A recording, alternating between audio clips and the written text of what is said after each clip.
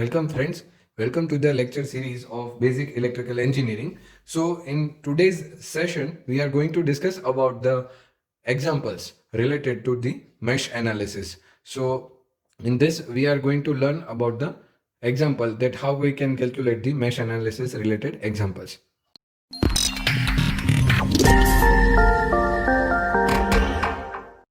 So, for the first example, we have a network connected over here. Let's see what is the example requires from us, that for the given network of figure write the mesh currents equations and determine the currents. हमें जो है mesh current जो है वो identify करने हैं और वो कितने हैं कितने फ्लो हो रहे हैं वो हमें इसमें से सर्च करके देना है by applying the KVL. Okay, so इसके अंदर आपको क्रैमर रूल्स कैसे अप्लाई करते हैं और किस तरीके से हमें जो है एग्जाम्पल्स जो है वो कैरिड आउट करने हैं, वो भी सब चीज़ें इसके अंदर सीखने को मिलेगी. So for the understanding let's see how it can be done. So for the first step we need to identify the loops. तो यहाँ पे फर्स्ट जो लूप है वो इस तरीके से है, जो जिसकी डायरेक्शन हम बाय डिफॉल्ट क्लॉकवाइज डायरेक्शन लेते हैं. This is my first loop and this one will be my second loop. Okay, इसे हम दूसरी लूप बोल रहे हैं.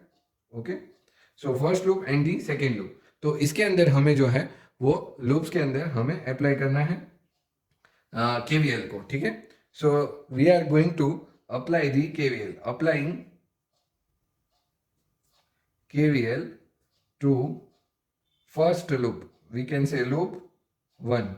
loop 1 में हम अप्लाई कर रहे हैं. ठीक है, तो जैसे कि हमें पता है यहां से स्टार्ट करते हुए 10 वोल्ट्स की बैटरी है. So it will B 10 volt minus, यहां पे आप वोल्ट नहीं भी लिखेंगे देन इट इज ओके. ठीक है, 10 माइनस 5 इंटू I1. यहां तक ठीक है.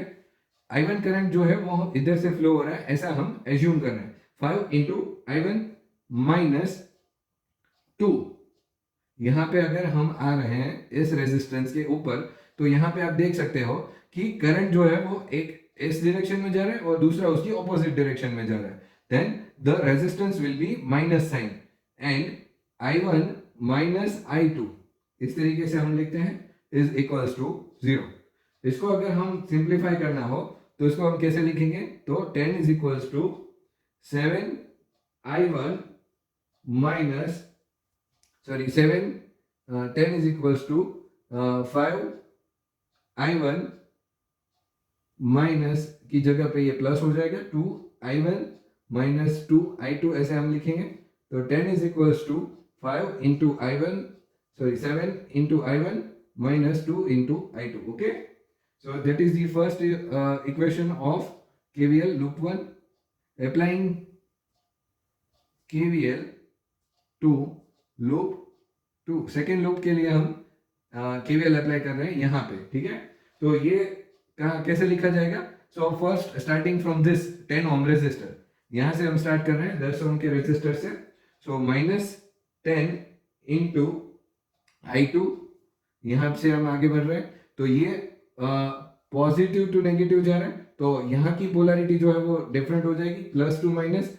That's why the thing will be different. So resistance will be negative into I2.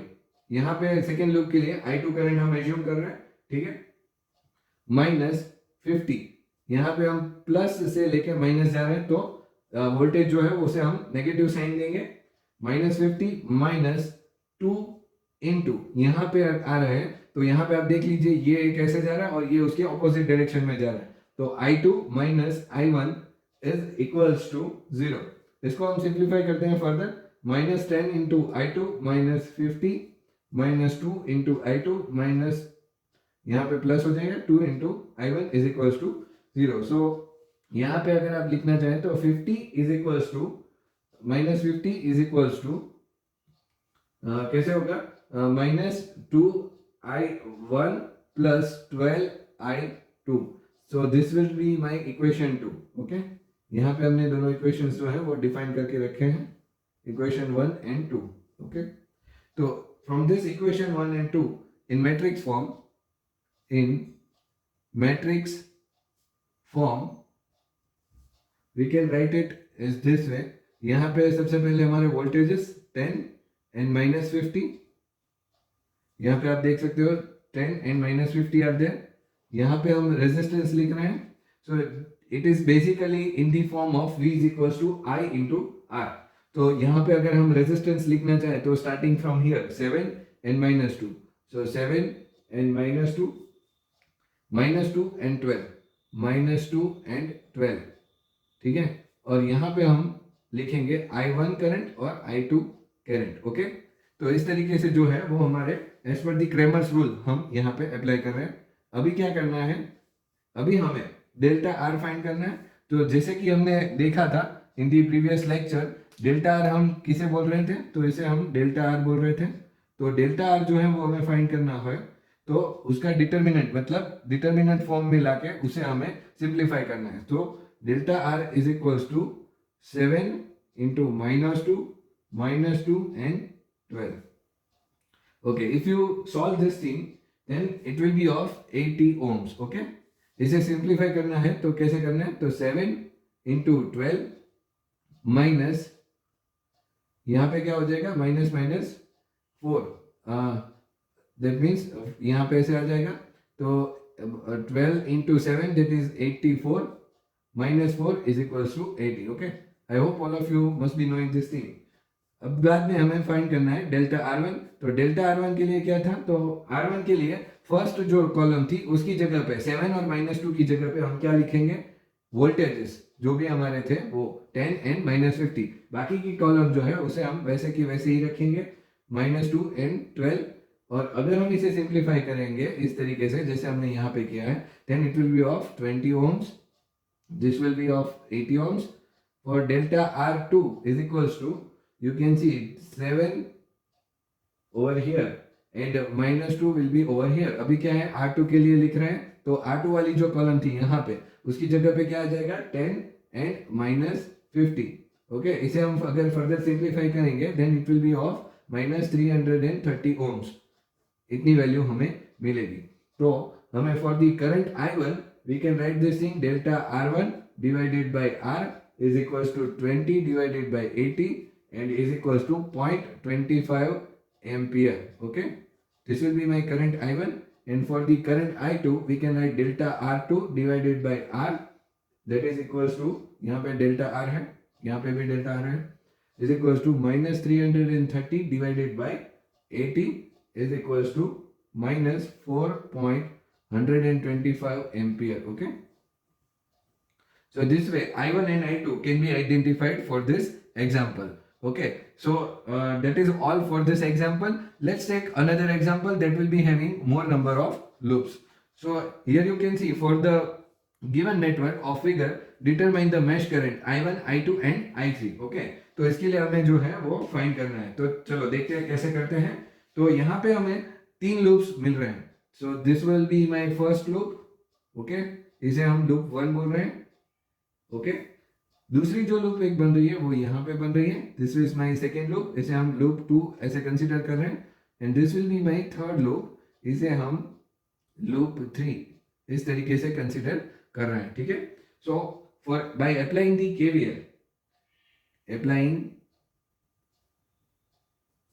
KVL to loop 1 कैसे होगा, तो हम यहाँ पे लूप 1 में अप्लाई कर रहे हैं. तो सबसे पहला है 7 वोल्ट्स माइनस, अभी क्या होगा, फर्स्ट हम यहाँ पे आते हैं 1 ओम रेजिस्टर के पास. तो वहां पे क्या हो रहा है, हम प्लस टू माइनस ट्रेवल कर रहे हैं. The polarity of this resistor will be like this way, plus to minus. और यहाँ पे क्या हो रहा है, ये इसके ऑपोजिट डायरेक्शन में जा रहा है.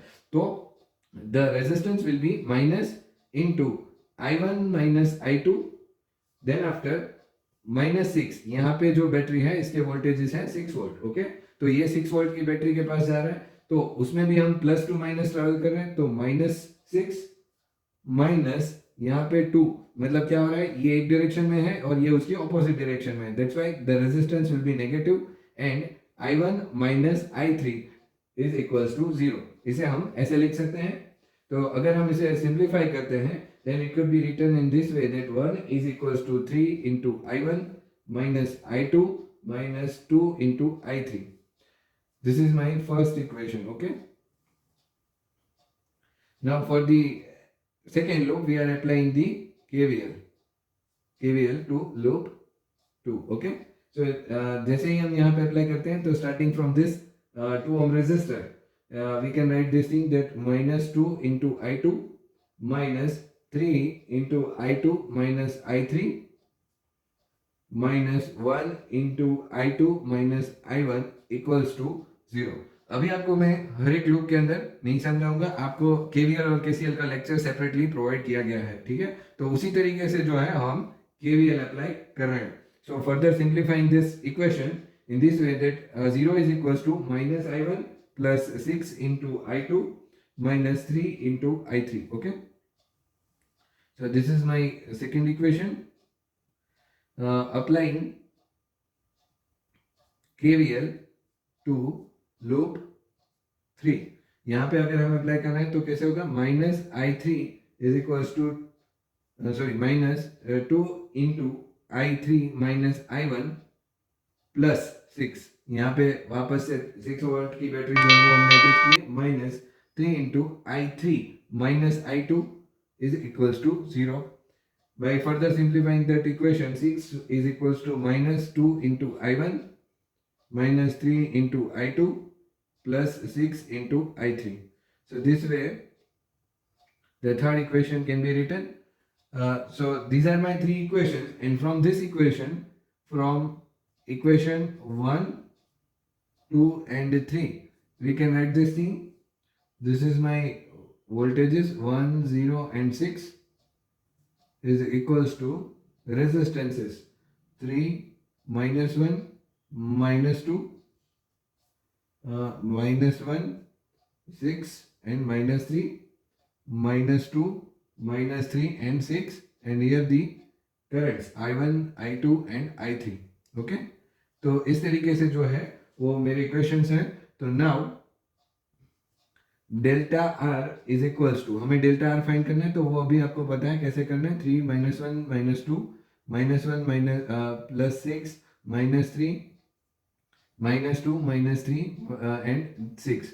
तो इसको हम अगर सिंप्लीफाई करेंगे then it will be of 39 ohms for the delta R one if we can write. तो आपको पता है कैसे करना है, यहाँ पे अभी वोल्टेजेस आ जाएंगे for the first column, then after minus 1 6 and minus 3 minus 2 minus 3 and 6, और इसे अगर हम सिंप्लीफाई करेंगे then it will be of 117 ohms। Delta R two is equals to, यहाँ पे हम लिखे 1 0 and 6 sorry 3 minus 1 and minus 2, हमें सेकेंड कॉलम के लिए लिखना है, ठीक है, क्योंकि हम R2 के लिए लिख रहे हैं। Then 1 0 and 6 will be over here and rest of the things will be same, minus 2 minus 3 and 6। अगर ऐसे हम सिंप्लीफाई करेंगे then it will be of 78 ohms। Then after for the delta R3 के लिए हम अगर लिखेंगे then it will be of 3 minus 1 and minus 2 minus 1 plus 6 and minus 3 and 1 0 and 6 will be over here। इसके लिए अगर हम लिखें तो इसका हो जाएगा 117 ohms। ओके, तो यूजिंग द क्रेमर्स रूल, तो हमें पता है कैसे करना है। For the I1 we can write delta R1 divided by delta R, that will be 117 divided by 39 is equals to 3 amperes।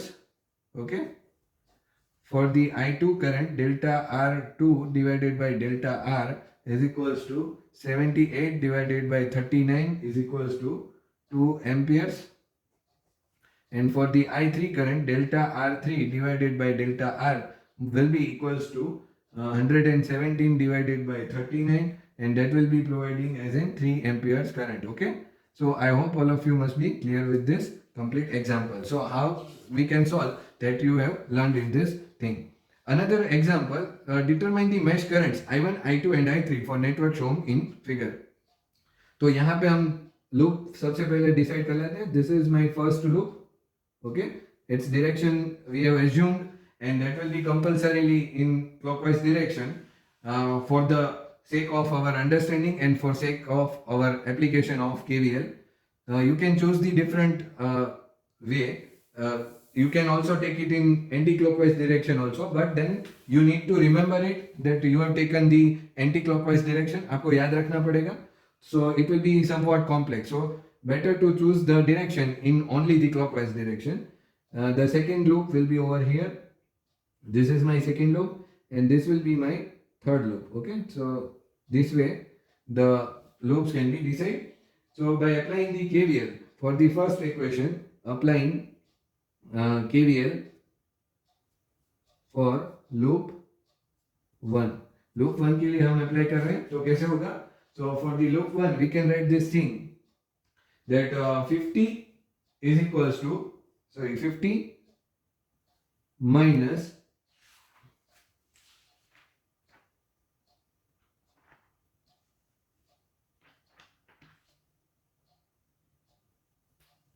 this is my 50 volt.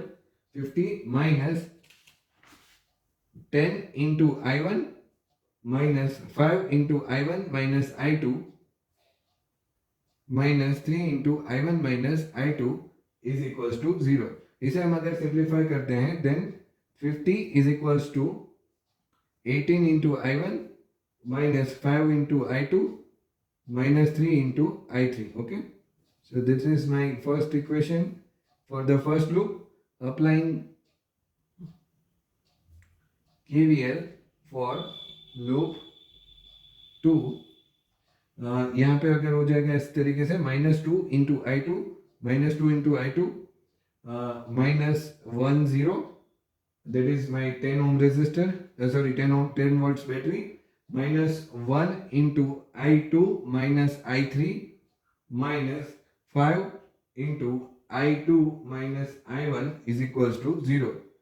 So for the simplification, minus 10 is equals to minus 5 into I1 plus 8 into I2 minus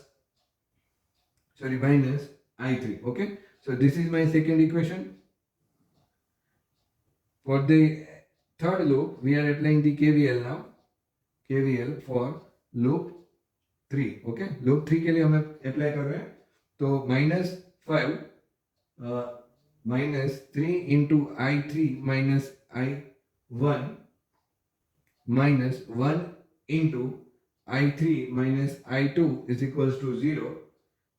Therefore, -5 is equals to -3 into I1 minus I2 plus 4 into I3. Okay, so that's how the equation can be done, and this is my third equation. So arranging this equation in the matrix form, so first we can write the voltages, that is 50, 10 and the -5. Okay, is equals to, अभी हम resistances को लिख रहे हैं, 18 minus 5 minus 3 minus 5 8 minus 1 minus 3 minus 1 and 4. Okay, these are my currents I1, I2 and I3. तो इसके लिए हमें सबसे पहले डेल्टा आर फाइंड करना है. तो अभी आपको पता है डेल्टा आर कौन सा है, 18 minus 5 minus 3 minus 5 8 minus 1 minus 3 minus 1 and 4. Okay, तो इसे हम सॉल्व करेंगे, तो it will be 356 ohms.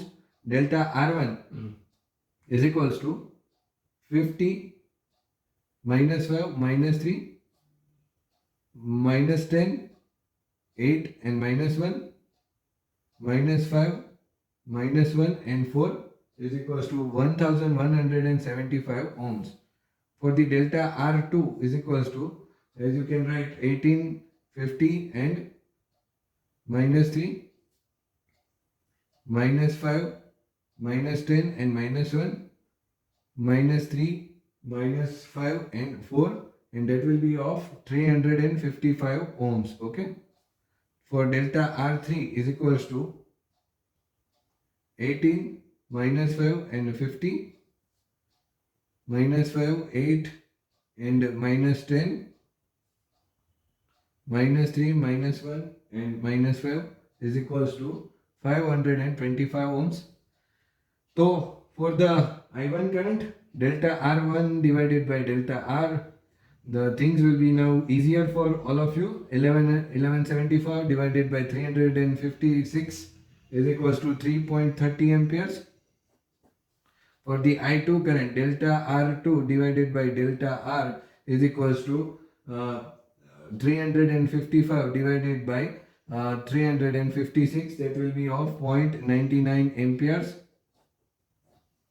For the I3, delta R3 divided by delta R is equals to 525 divided by 356 is equals to 1.47 ampere will be my answer. So this way all the three currents can be identified. So I hope all of you get a clear idea that how a example related to the mesh analysis can be solved, and that's how the complete equation can be solved, and the things get easier by using this inspection method. Mind well one thing, that we are using the inspection method for the mesh analysis. Okay, so all of you, if you have gained some of the knowledge from this video, then you should like and share the video, and to watch more this kind of videos you can subscribe to my channel. Thank you for watching the video.